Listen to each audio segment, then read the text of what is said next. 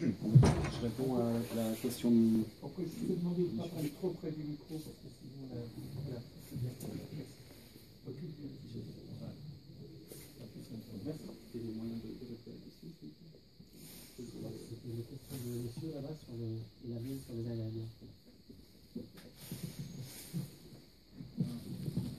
C'était juste pour, si vous pouvez expliquer un peu votre méthode spécifique de préparer le match. Vous êtes très proche des joueurs et tout cela, il y a quelque chose qui passe entre vous et les joueurs qui explique les bons résultats. Est-ce que vous pouvez dire ça un peu, expliquer ça en détail? Merci.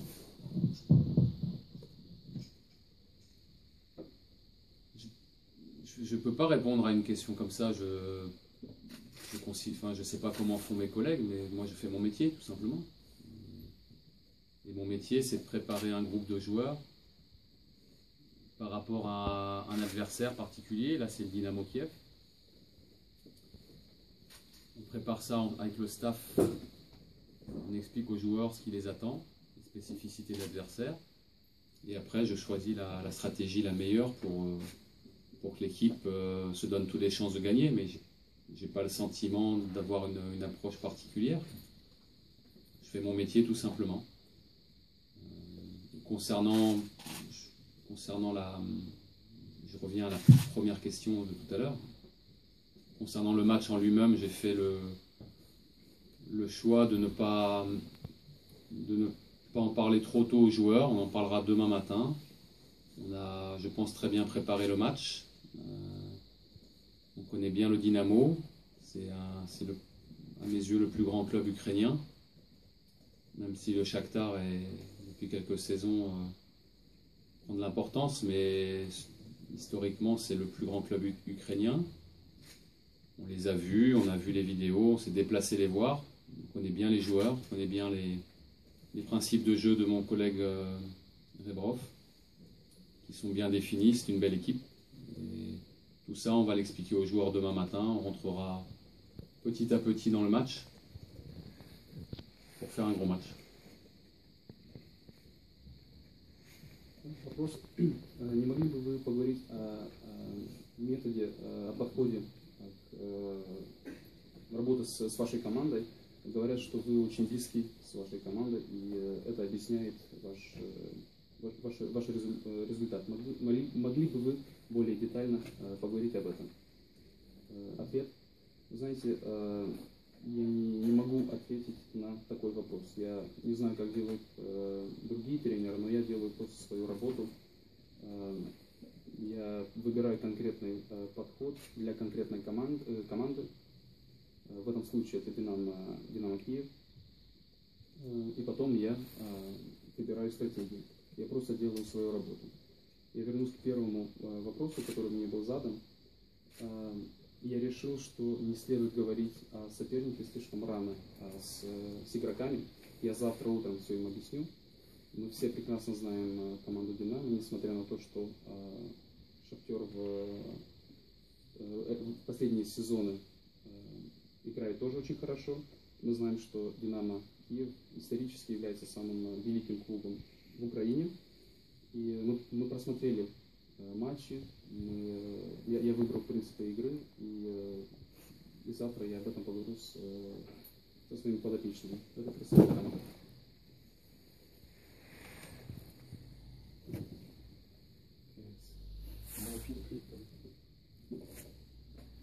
Est-ce que ce match, malgré tout, a un parfum particulier? Parce que c'est un 16e de finale, parce que c'est un match aller-retour, parce qu'il y a pas mal d'engouement. C'est un match particulier, parce que c'est pas toujours dans une carrière de joueur ou d'entraîneur qu'on prépare un 16e de finale d'Europa League.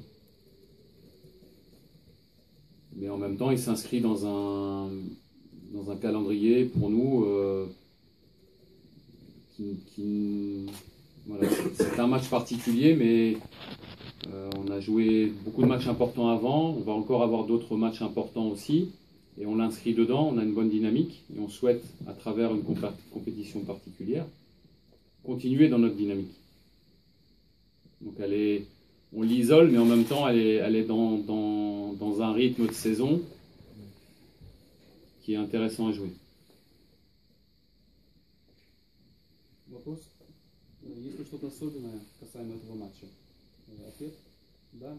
Вы знаете, мы не каждый день играем в 1/16 финала Лиги Европы.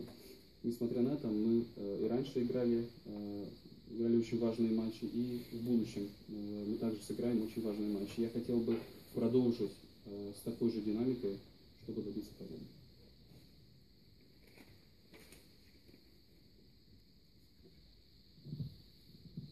Bonjour Jocelyn. Si je ne me trompe pas, pendant la compétition, tu as souvent dit que les bons résultats en championnat étaient aussi liés à cette participation à l'Europa League, que ça vous avait donné de la caisse. Est-ce que tu confirmes toujours, et est-ce qu'aujourd'hui tu te fais défenseur de cette compétition souvent décriée et qui a souvent pas été jouée par les clubs français ces dernières années? Je ne porte pas de jugement sur ce qu'ont fait ou pas fait les clubs français avant. C'est une belle compétition. La plus prestigieuse, c'est la Champions League. Mais pour jouer la Champions League, il faut être autrement armé que nous. C'est une belle compétition. On a respecté cette compétition sur la première partie de saison. Parallèlement à ça, c'était dur en championnat. Et je crois que l'expérience que l'on a emmagasinée en Europa League nous sert aujourd'hui, notamment en championnat, où on a vraiment renversé une situation difficile. Et là, on a un match aller-retour à jouer. C'est important dans une carrière. C'est des matchs importants. C'est aussi une équipe plus expérimentée que la nôtre. Plus forte que la nôtre sur le papier. Je crois que depuis le début de la saison, on est habitué à rencontrer des équipes meilleures que la nôtre, où on arrive à hausser notre niveau.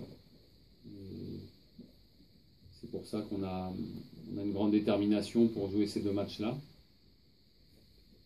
en jouant le coup à fou.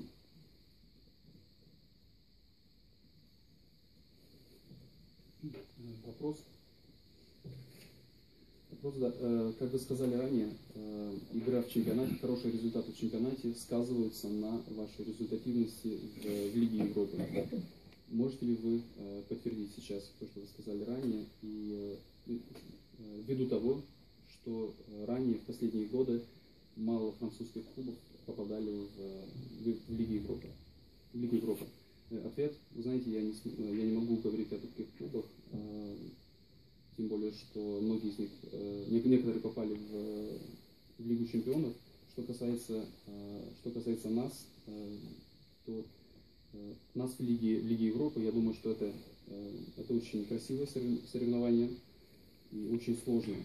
И я думаю, что опыт, набранный в чемпионате, помогает нам в Лиге Европы.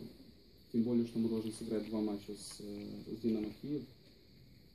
И я знаю, что Динамо Киев очень сильная игра, очень опытная. Однако мы сталкивались с более крупными соперниками, то, что дает нам огромную мотивацию. Jocelyn, vous êtes peut-être jamais aussi fort que quand vous n'êtes pas attendu, parce que là finalement, en fait, avec tous vos bons résultats ces dernières semaines, voire mois, est-ce que du coup, c'est pas le danger, c'est que finalement, vous êtes peut-être plus attendu que vous l'auriez été il y a quelques mois? Je sais pas, je sais pas quoi répondre à ça. Je sais pas dans quelle disposition d'esprit sont nos adversaires semaine après semaine.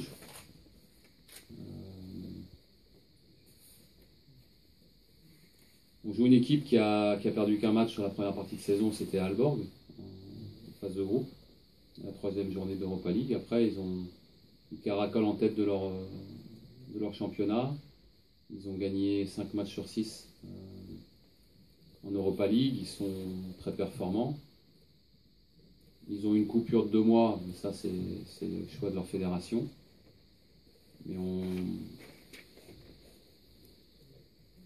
je pense qu'ils ont un avantage parce qu'ils ont plus de bouteilles. Ils jouent de temps en temps la Ligue des Champions. Il a joué il y a 2 ans contre le PSG notamment. Ils ont des joueurs internationaux, ce qui n'est pas notre cas. En tout cas pas en France. Ils ont des avantages. Après, ça reste la Coupe d'Europe. Et en Coupe d'Europe, toutes toutes les équipes se préparent bien. Je ne crois pas que ce soit que l'on nous prenne à la légère ou que l'on nous prenne pour plus fort qu'on est. Je ne crois pas. Ce sera un match disputé.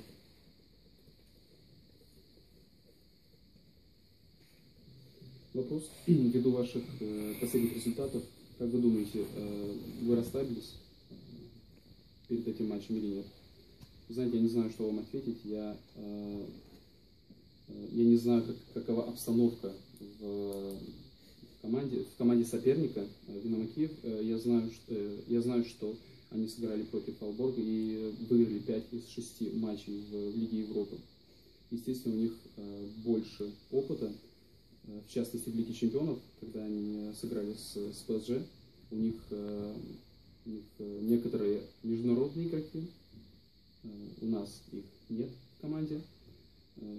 Ясно, что в Лиге Европы попадают очень сильные команды, и я думаю, что матч будет очень интересный. Pendant la première partie de saison, quand ça allait pas très bien en championnat, la Ligue Europa c'était un petit peu votre bouffée d'oxygène. Est-ce que tu as senti chez les joueurs une impatience de reprendre cette compétition parce qu'ils ont des bons souvenirs maintenant? Est-ce que tu les sens encore plus motivés? Je crois pas, on est dans la continuité. Ça a bien marché en décembre, ça a bien marché en janvier, ça continue de bien marcher en février, mais on sait aussi que c'est parce qu'on fait beaucoup d'efforts. Et tant qu'on sera dans les efforts comme ça, on continuera à bien marcher. Après, est-ce qu'on se qualifiera ou pas, je ne sais pas. Si le Dynamo est meilleur, ils seront meilleurs. Mais nous, on va se battre pour faire honneur à notre club, à notre région, à notre championnat aussi, puisqu'on est les derniers représentants en Europa League. Voilà, il y a plein de choses qui font qu'on doit être fier de notre parcours, mais en même temps, les choses, elles sont encore à écrire, il y a des efforts à faire.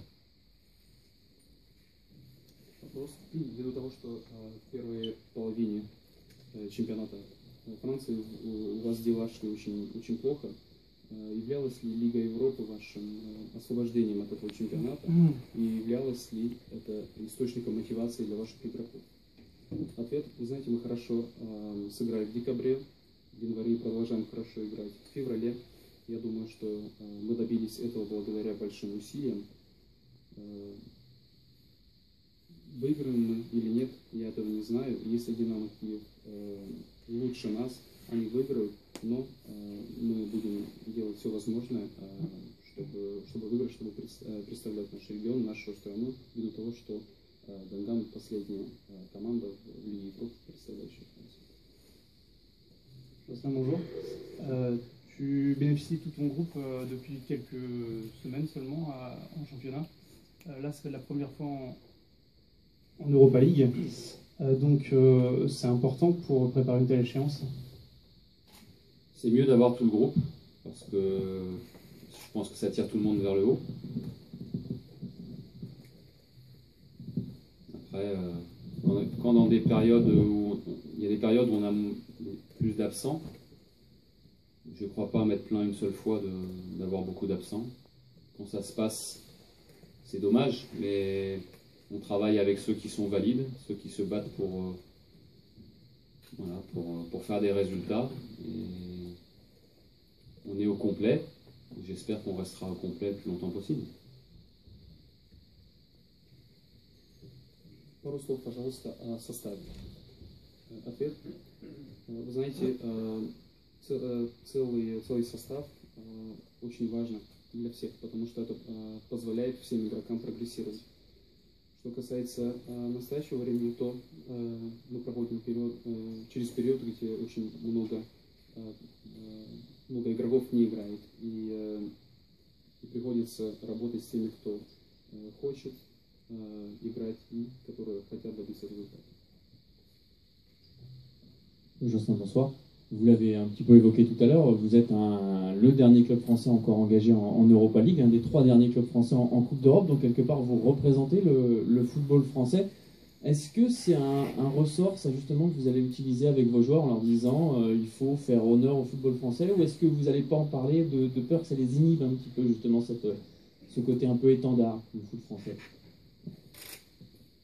Je crois pas que ce soit un élément de motivation pour les joueurs. On le sait, mais bon, une fois qu'on l'a dit,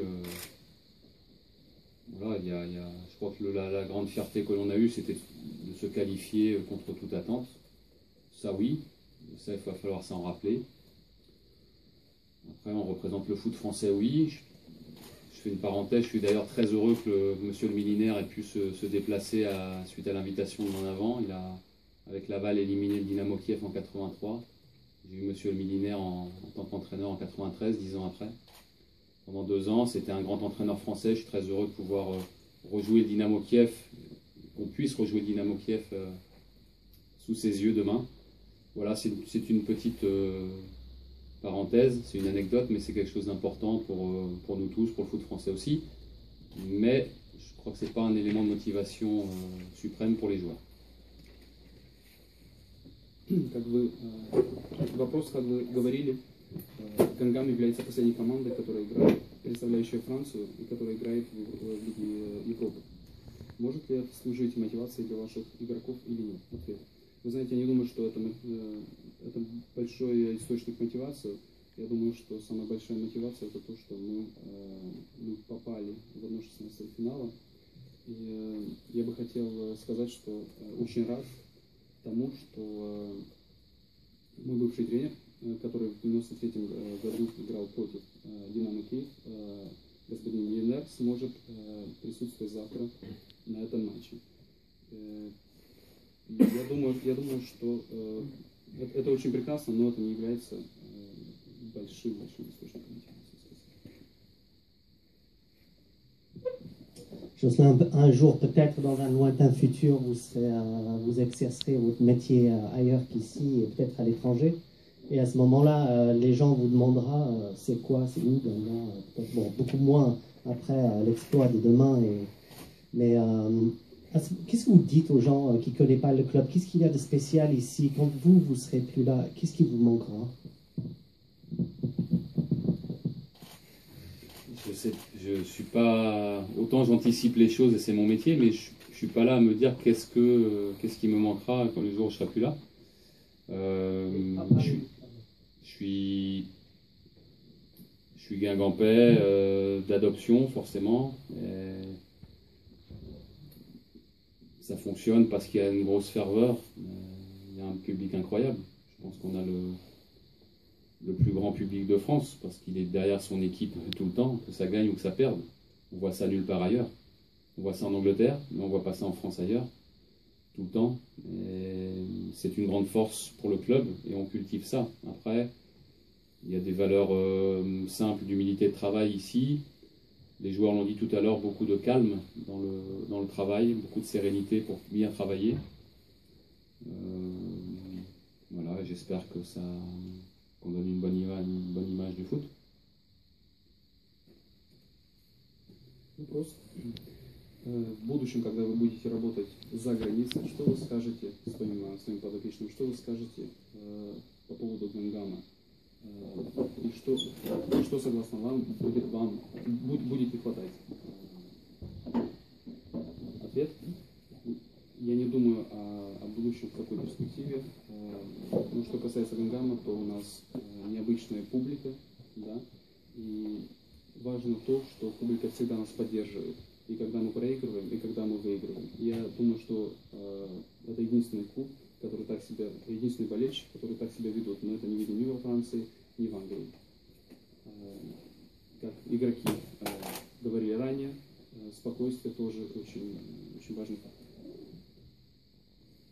Вы перечислили очень много преимуществ киевского «Динамо» над «Гингамом». Не считаете ли вы, что у вас тоже есть преимущества, и в некотором роде можно вас считать фаворитом, потому что «Динамо» не играла в этом году еще официальные матчи, и травмирован очень серьезно основной форвард Димерсим Бокани? Vous avez tellement vanté Dynamo Kiev jusqu'à maintenant. Vous ne pensez pas que vous avez également beaucoup d'avantages et que vous êtes notamment le favori, surtout que l'attaquant de Dynamo Kiev, Bokani, est blessé? Je crois que le Dynamo s'articule quand même beaucoup autour de Yarmolenko, qui est un grand joueur. Il le montre en club, il le montre en sélection. Ils sont très bien articulés aussi autour de Rybalka au cœur du jeu. Et voilà, je trouve Kravets quand même très bon devant. C'est un joueur qui se déplace bien. Est-ce qu'il se déplace moins bien qu'Mbokani, je ne sais pas. Mais je trouve que c'est un bon joueur. Voilà, ils ont beaucoup d'atouts. Ils ont Lenz qui travaille beaucoup.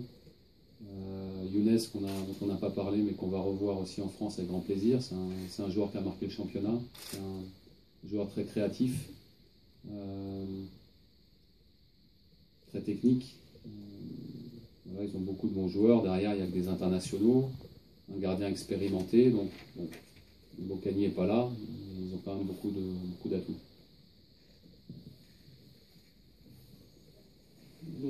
Я думаю, что игра Динамо Киев фокусируется вокруг Ярмоленко, который показал очень хорошо себя их в сборной. Рыбалка тоже хорошо себя показал, и Кравец хорошо играет. Я не знаю, если он быстрый Абукани, но он хороший игрок. Юнес также, мы рады его приветствовать во Франции. Он очень креативный и технический игрок. Что касается вратаря, то он тоже очень опытный, и я думаю, что у нас очень много преимуществ. Dernière, c'est François Canon.